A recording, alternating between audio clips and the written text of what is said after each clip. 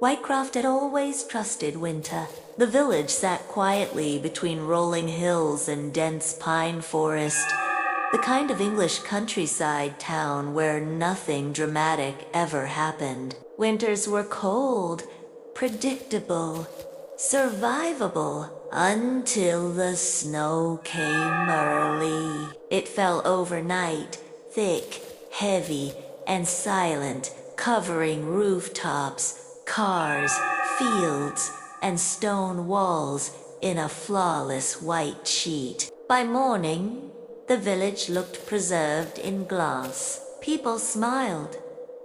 Children played. It felt magical. But 3 days later, when the sky cleared and the sun burned brighter than expected, something was wrong. The snow did not melt.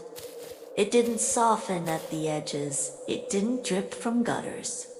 It remained perfectly formed, as if untouched by time. Inspector Daniel Harper, visiting from the neighboring town, noticed it first. Temperatures had risen well above freezing, yet the layers stayed identical. No shrinkage, no discoloration. "It's packed tight," someone said at the pub. "It'll go tomorrow." Tomorrow came. It didn't. On the fourth morning, Martha from the bakery found the footprints. They began at the edge of the forest, enormous impressions in the snow, each nearly 4 feet long and unnaturally deep. They crossed the open field without wavering and stopped in the center of the village square. There were no returning tracks, no animal sign, no disturbance beyond them.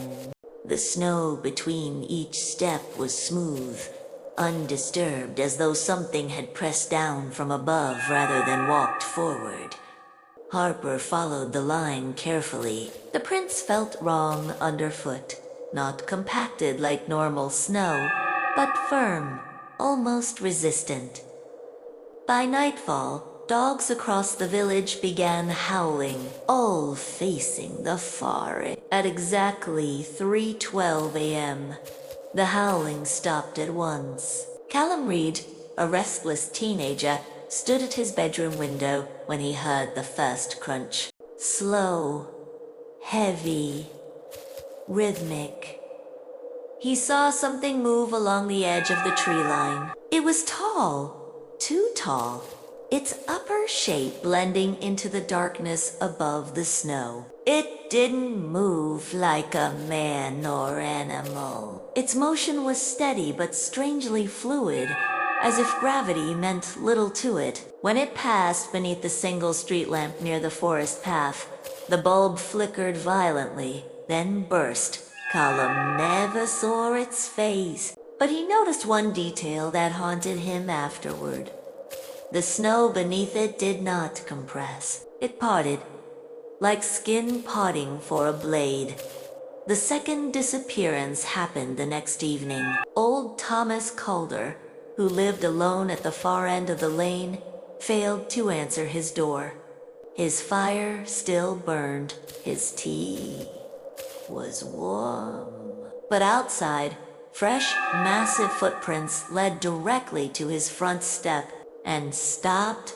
No struggle, no drag marks. The snow around the house remained untouched. Thomas was simply gone. By now, unease had hardened into fear. Dr. Elaine Mercer examined snow samples under her small clinic microscope. The results unsettled her. It wasn't ice. The particles were structured in repeating patterns, ordered almost cellular. When she applied heat from a small lab lamp, the material did not liquefy. It darkened slightly and seemed to absorb the warmth. She measured the room temperature afterward. It had dropped 2 degrees. That night, the ground trembled lightly beneath the village. Not an earthquake, more like something adjusting beneath the surface. more footprints appeared, this time circling the church. Father Graham gathered the remaining villagers inside the stone building. Candles flickered along the walls as wind howled outside. Harper stood near the door, watching through a narrow gap. The snow across the square had begun to shift. Not blowing, not melting, shifting, like a living surface tightening. Then he saw it clearly. A figure forming from the forest's edge. Not emerging, but assembling. Snow lifted from the ground and layered upward into a towering shape lined with dark fractures that pulsed faintly beneath its surface. It wasn't a creature walking out of the wood. It was the woods rising. Behind it, more shapes rippled under the snowfield, outlines forming just beneath the surface like bodies under thin ice. The church doors began to rattle. The temperature inside dropped sharply, breath fogging in front of faces. Dr. Elaine whispered what no one wanted to hear. "It's not weather." The doors burst inward. Cold air flooded the nave, extinguishing candles instantly. The entity did not rush them. It moved slowly down the aisle, its body constantly shifting, rebuilding, shedding flakes that reattached elsewhere. Where it stepped, the stone floor frosted permanently. Harper aimed his gun. It felt absurd. The creature stopped before the altar. For one long, suffocating moment, it did nothing. Then the floor cracked. A deep fissure split the church from wall to wall, revealing beneath it not soil, not rock, but endless white crystalline matter stretching downward into darkness. The same structure as the snow above. Whitecroft had not been buried by snowfall. It had been growing over something vast. And now that vast thing was expanding. The tremor intensified. Outside, houses tilted as foundations collapsed inward. Streets fractured in widening circles, all centered on the village square. The snow was not melting, it was retracting, flowing downward like liquid muscle, pulling back into a body finally waking. "It absorbed us," Elaine said, realization breaking through her fear. "Our heat, our movement, our electricity. It needed energy." The snowfall had been a surfaced bloom, a network spreading thinly across the village, gathering warmth from homes, bodies, fires. Whitecroft had been a battery. The entity raised one elongated limb and touched the altar gently.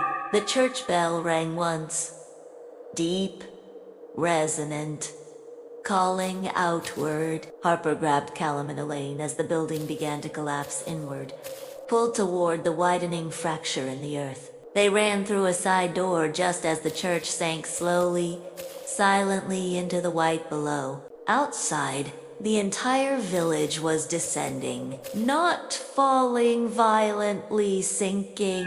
Houses lowered into expanding crystalline layers, absorbed without debris. By the time Harper's car reached the hill overlooking Whitecroft, dawn was breaking. They stopped and turned back. The village was gone. In its place stretched a flawless white plain reflecting pale sunlight. No rubble, no smoke, just smooth, unbroken surf. Then Harper noticed something worse. Across the plain, spaced evenly, were massive impressions, leading away, not toward the village, away from it. The snow had not come to trap Whitecroft. It had come to wake what was beneath, and once awake, it no longer needed to remain in its dormant, snow-like state. Temperatures continued rising that week across the region, yet small circular patches of identical white began appearing in distant fields and wooded areas, not falling from the sky, emerging from the ground. Whitecroft had not been the end.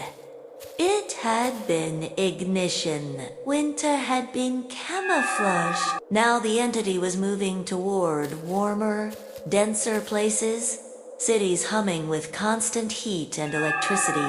The last satellite image Harper saw before the reports were classified showed something unmistakable. A slow, expanding network of white formations radiating outward from where Whitecroft once stood, spreading, adapting. It no longer needed code. It had learned from the first village, and next time, it wouldn't wait for winter.